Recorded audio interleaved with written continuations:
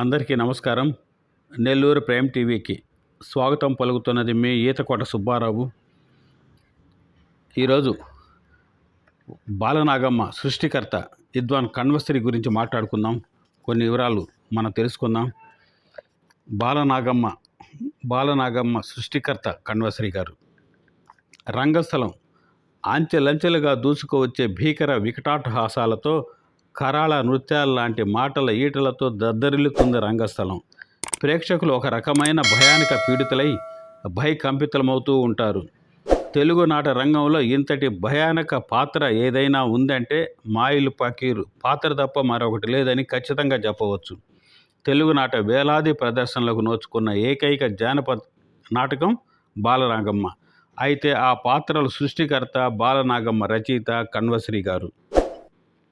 కణ్వశ్రీ స్వగ్రామం ఉమ్మడి నెల్లూరు జిల్లాలోని కోట గ్రామం. పూర్తి పేరు మైసూరు చంద్రశేఖర్ గారు. వారు కణ్వశ్రీగా, విద్వాన్ కణ్వశ్రీగా, తన రచయితగా ప్రసిద్ధుడయ్యారు. వారి నాన్నగారు శేషయ్య నాయుడు గారు, తల్లి అన్నపూర్ణమ్మ గారు. అన్నపూర్ణమ్మ గారు మంచి రచయితలు కూడా. పద్యకావ్యాలను అనేకం రచించారు. కాశీ విశ్వవిద్యాలయం నుండి సాహితీ రత్న అనే పట్టాను ఆ రోజుల్లోనే పొందారు. కణ్వశ్రీ విద్యాభ్యాసం అంతా బాల్యం కూడా కాళహస్తిలోనే జరిగింది. 1940 నుంచి 1955 వరకు నెల్లూరు, ఇందుకూరుపేట పలు హై స్కూల్స్లో పనిచేశారు. జమీన్ రైతు పత్రికలో పనిచేస్తున్న ఆచార్య ఆత్రేయ, రావూరి భరద్వాజాలతో అత్యంత సన్నిహితంగా ఉండేవారు. నెల్లూరులో మజ్జిగ విశ్వనాథరెడ్డితో కలిసి లలిత కళా సమితి స్థాపించి ఎన్నో నాటకాలను కూడా ప్రదర్శించారు. 1935లో బాలనాగమ్మ రచించగా, ఆ తర్వాత అజాతశత్రువు, ఆనాడు, ఇదే ప్రపంచం, ఇదే శాంతి లాంటి సామాజిక నాటకాలతో పాటు టిప్పు సుల్తాన్, వీర శివాజీ, సామ్రాట్ అశోక్, రుక్మిణి వంటి చారిత్రక పౌరాణిక నాటకాలను కూడా వారు రచించారు. నిరుపేదలకు చెందిన వస్తువుతో వీరి నాటకం ఇదే ప్రపంచం పూర్తి స్థాయి నెల్లూరు మాండలికంలో వెలువడింది. తొలి సాంఘిక నెల్లూరు మాండలిక నాటకంగా కూడా ఇదే ప్రపంచం గుర్తింపబడింది. నెల్లూరు లలిత కళా సమితి ఆధ్వర్యంలో మజ్జిగ విశ్వనాథరెడ్డి దర్శకత్వంలో ప్రదర్శించిన ఈ నాటకంలో, అంటే ఇదే ప్రపంచం నాటకంలో, సినీ నటులు నాగభూషణం గారు, రాజనాల గారు, రమణారెడ్డి గారు లాంటి అనేక మంది ప్రముఖులతో పాటు రంగస్థల ప్రసిద్ధులైన విశ్వనాథరెడ్డి గారు, పొన్నాల రామసుబ్బారెడ్డి గారు కూడా నటించారు. ఈ నాటకంలోనే పేద రైతు పాత్రలో మన విద్వాన్ కణ్వశ్రీ గారు కూడా రైతు పాత్ర పోషించారు. కణ్వశ్రీ హృదయం కూడా లోతులు చూడగలిగిన వ్యక్తి. అందుకనే వారి నాటకాలకు కూడా ఆచార్య ఆత్రేయ ముందు మాట రాస్తూ ఇదే మాట అంటారు.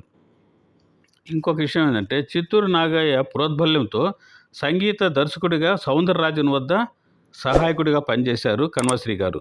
అదృష్ట దీపుడు, నవితే నవరత్నాలు లాంటి చిత్రాలకు కూడా వారు సహాయ సంగీతకులుగా వ్యవహరించారు. సోదరుడైన ఎంఎస్ గోపీనాథ్ నిర్మించిన జీవిత బంధం చిత్రానికి మాటల రచయితగా చిత్రసీమకు పరిచయం ఏర్పడ్డారు. బాంధవ్యాలు, చదరంగం, జీవిత చక్రం, రెండు కుటుంబాల కథ, నీడలేని ఆడది, అమ్మాయిలు జాగ్రత్త వంటి 40 చిత్రాలకు మాటల రచయితగా, శ్రీకృష్ణ పాండవీయం, జగన్మాత, భోగభాగ్యాలు వంటి చిత్రాలకు పాటల రచయితగా కూడా కణ్వశ్రీ గారు వ్యవహరించారు. సాంఘిక నాటకాలు రాజ్యమేలుతున్న సమయంలో బాలనాగమ్మ వంటి జానపద నాటకంతో తెలుగు రంగస్థలం తన వైపుకు తిప్పుకున్న కణ్వశ్రీ గారు నాటక రంగం, సినిమా రంగంలో ఎప్పటికీ తన పాత్ర అంటూ గొప్పదిగా నిరూపించుకోగలిగారు. అంతేకాకుండా ఇదే ప్రపంచం నాటకాన్ని ఇందుకూరుపేట మండలంలో రంగస్థల కళాకారులైన మైపాడుకు చెందిన పేరిశెట్లి రామయ్య, పట్నం రామలింగారెడ్డి, ఇందుకూరుపేటకు చెందిన గుణపాటి వెంకట కృష్ణారెడ్డి లాంటి నటులతో అక్కడ విశేషంగా ప్రదర్శించారు. అంతేకాకుండా వీరు అనేక బుర్రకథలను కూడా రాశారు. అనేక వేదికల మీద, పండుగలో, ఆలయాల్లో జరుగుతున్న ఉత్సవాల సందర్భంగా ఈ నాటికలన్నీ కూడా స్థానిక కళాకారుల చేత విశేషంగా ప్రదర్శింపచేసి ప్రజలకు చేరువ చేశారు. ఆ ప్రజలకు చేరువ చేయటం వలన కూడా ఈ నాటకాలు బాగా ప్రసిద్ధి చెంది రాష్ట్ర స్థాయిలో ఇవంతా కూడా గొప్పగా ఆడాయి. అంతేకాకుండా వీరు స్వతహాగా ఉపాధ్యాయులు, గాయకులు, సాహితీ రంగంలో మంచి విశిష్ట కృషి, ఇవన్నీ రంగాల్లో ఉండటం వల్ల పిల్లల్ని ఎక్కువగా ఆయన ప్రభావితం చేయగలిగారు. ఎందుకంటే పిల్లల్ని సాహిత్య రంగం వైపు తీసుకువచ్చేదానికి బాగా కృషి చేశారు. కవిత్వం అంటే ఏంటి, సాహిత్యం అంటే ఏమిటి, సాహిత్యం ఉనికి ఏమిటి, సాహిత్యం వల్ల ప్రయోజనం ఏమిటి అనే విషయాలు ఆ రోజుల్లోనే అక్కడ విద్యార్థులకు చెప్పడం వల్ల కూడా అనేక మంది మంచి తెలుగు భాష మీద అవగాహన పట్టు ఏర్పడటమే కాకుండా సాహిత్య రంగంలో కూడా కృషి చేసేవాళ్ళు అప్పటి వెలుగులు చూశారు. అలాగే క్రీడాకారులను కూడా అక్కడ తయారు చేశారు. కేవలం క్రీడా రకంగా శిక్షణ ఇవ్వటమే కాకుండా ఆయన క్రీడల్లో దిగుతూ వారితో ఆడుతూ మెళుకువలు నేర్పిస్తూ క్రీడాకారుల్ని తీర్చిదిద్దారు. అందువల్లనే ఈ ప్రాంతాల నుంచి క్రీడాకారులు కూడా రాష్ట్ర స్థాయి వరకు ఎదిగారు అనేది ఒక మంచి పేరు కూడా వచ్చింది. నిజమైన క్రీడాకారులు కూడా ఆయన అక్కడ తయారు చేశారు. అలాంటి గొప్ప వ్యక్తి, సాహితీవేత్త, ఇన్ని రంగాల్లో విశేషమైన కృషి చేసిన కణ్వశ్రీ గారు అనమాట. అంతేకాకుండా వారు స్వయంగా నటిస్తూ రచనలో ప్రజ్ఞను పొందిన జ్ఞాని కూడా కణ్వశ్రీ అని నిరూపించుకున్నారు. అంతేకాకుండా ఆచార్య ఆత్రేయ కూడా వారికి ఒక కితాబు ఇస్తారు. స్వయంగా నటిస్తూ రచనలో ప్రజ్ఞను పొందిన జ్ఞాని కణ్వశ్రీ గారు అని ఒక ముందు మాటలో ఆత్రేయ గారు కూడా అంటారనమాట. అలాంటి గొప్ప వ్యక్తి కణ్వశ్రీ గారు. వీరు అనేక అంటే ముఖ్యంగా పేరుశెట్ల రామయ్య గారి లంకా క్షేత్ర సంగ్రామం లాంటి అనేక పుస్తకాలకు కూడా కణ్వశ్రీ గారు ముందు మాట రాశారు. ఆ ముందు మాట కూడా ఒక కావ్యంలాగా, ఒక రెఫరెన్స్ గ్రంథంలాగా నిలిచేయి.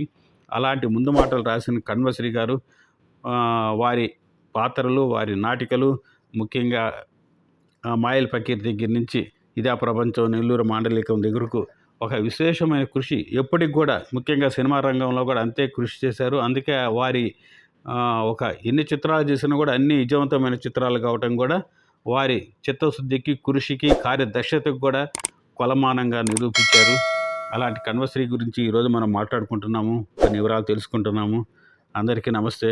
నెల్లూరు ప్రైమ్ టీవీకి సబ్స్క్రైబ్ చేయండి, లైక్ చేయండి, కామెంట్ చేయండి, మిత్రులకు పరిచయం చేయండి. ఇలాగే ప్రోత్సహించండి. మీ ఈతకోట సుబ్బారావు. నమస్తే.